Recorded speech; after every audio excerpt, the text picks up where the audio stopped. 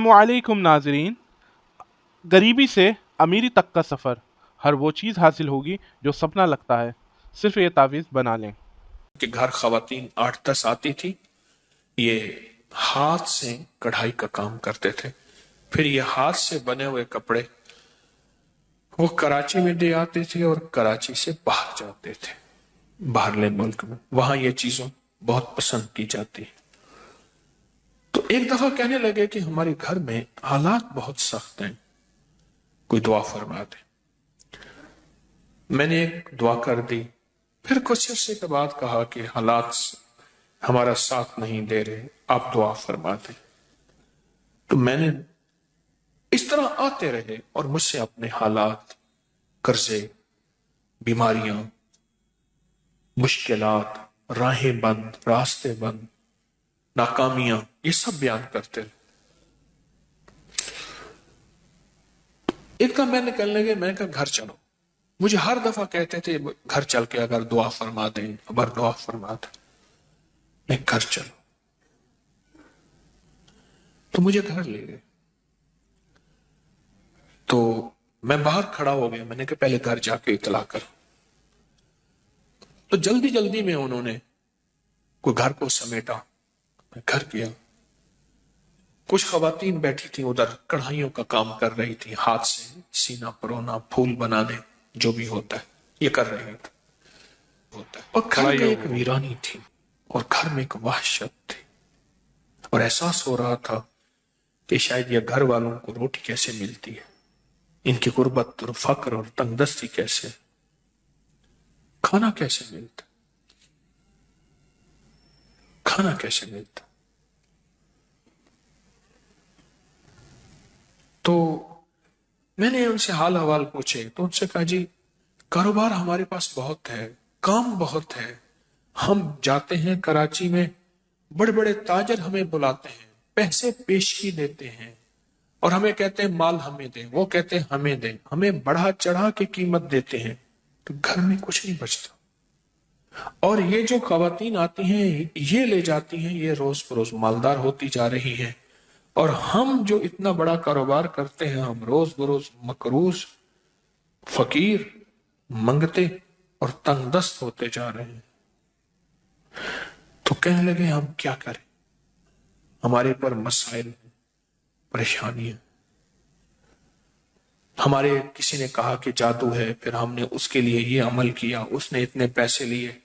किसने कहा जिन्नात हैं, किसने कहा काली चीजें हैं, कोई इतना आया। उन्होंने मुझे एक लंबे चौड़े वाकयात सुनाए जिसमें जरा सारा खर्चा ही खर्चा था, खर्चा ही खर्चा था। कभी खर्चा किस नाम से, कभी खर्चा किस नाम से, कभी किस नाम से, सारा खर्चा ही खर्चा था। मैंने उनसे अर्ज किया मैं घर में कुरान कहाँ है। कहने लगा पढ़ा। मैं कहा वहीं ले जाऊं। कहने ले आऊं मैं कहना मुझे ले चल। तो घर में जहां कुरान पाक, एक अलमारी थी, उसमें कागज ठोंसे हुए थे, बहुत सारे कागज। कौन से थे? ये बच्चों की कापियां नहीं होती, बच्चों की कापियां जिसमें ये होमवर्क करते हैं बच्चे, कापियां होते हैं, इनमें लिखते हैं, उनके कागज। और पुराने कोई कायदे होते हैं, अलिफ अनार वाला कायदा, ये छोटे छोटे एबीसी वाले कायदे, उनके यहाँ बच्चे भी पढ़ते थे। वो बच्चे भी पढ़ा के उनसे फीस लेके गुजारा करते थे। तो वो सारे ठोंसे हुए थे। उनके नीचे से मैंने कुरान पाक निकाला। मैंने कहा और है? कहा नहीं। उसपे गिलाफ लिपटा हुआ था और उसपे धूल थी, मिट्टी थी।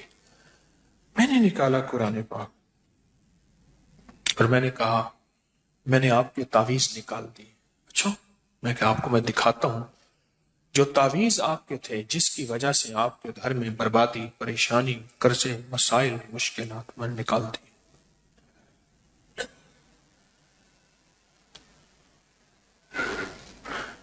मैंने वहां बैठ के कुरान पाक खोला।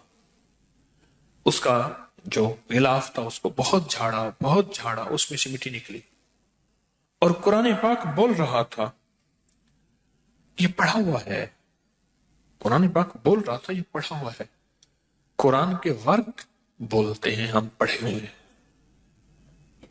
ये पढ़ा हुआ है, लेकिन छूट गया, इसका पढ़ना छूट गया।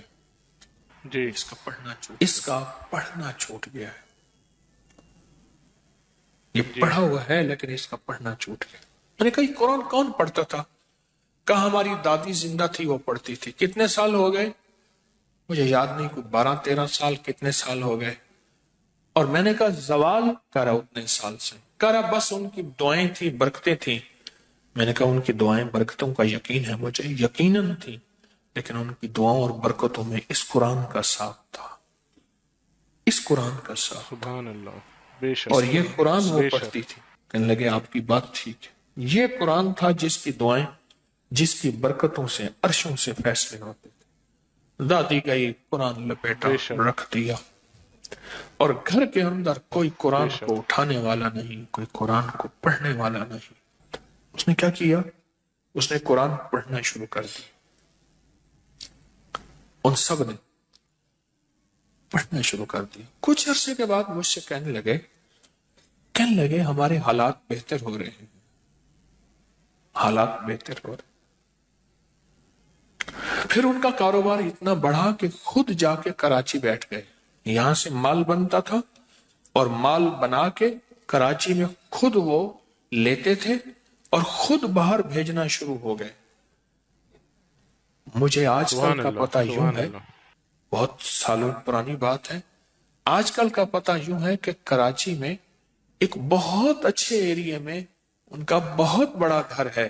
اور مجھے کئی دفعہ پیغام ملا جب آئیں ہمارے پاس ضرور آئیں, یہ آپ کا لگایا ہوا پودا ہے, ہم تو مٹ چکے تھے. اور میں نے کہا سچ پوچھیں قسم اس ذات کی جس کے قبضے میں میری جان ہے, یہ قرآن کا لگایا ہوا پودا ہے, قرآن کا لگایا ہوا پودا, ماشاء اللہ. ماشاء اللہ. قرآن کا لگایا. کی بدوائیں ختم ہو اللہ گئی, اکبر. اللہ اکبر. قرآن کی کہانی ختم ہو گئی. بے شک. قرآن, ہاں بے شک. ہاں. انہوں نے کوئی نہیں چھوڑا تھا تعویذ, کوئی نہیں, عمل کوئی نہیں. میں تعویذوں کو مانتا ہوں, میں عمل کو مانتا ہوں, لیکن یہ بتا دوں کہ کوئی بڑے سے بڑا تعویذ قرآن سے بڑھ کے طاقتور ہو سکتا ہے؟ کوئی بڑے سے بڑا تعویذ قرآن سے بالکل طاقتور نہیں. بے نہیں ہو شک. سکتا. کوئی اس ویڈیو کو لائک اور شیئر کریں. اب کریے یوٹیوب چینل کو سبسکرائب کریں اور روزانہ زیادہ سے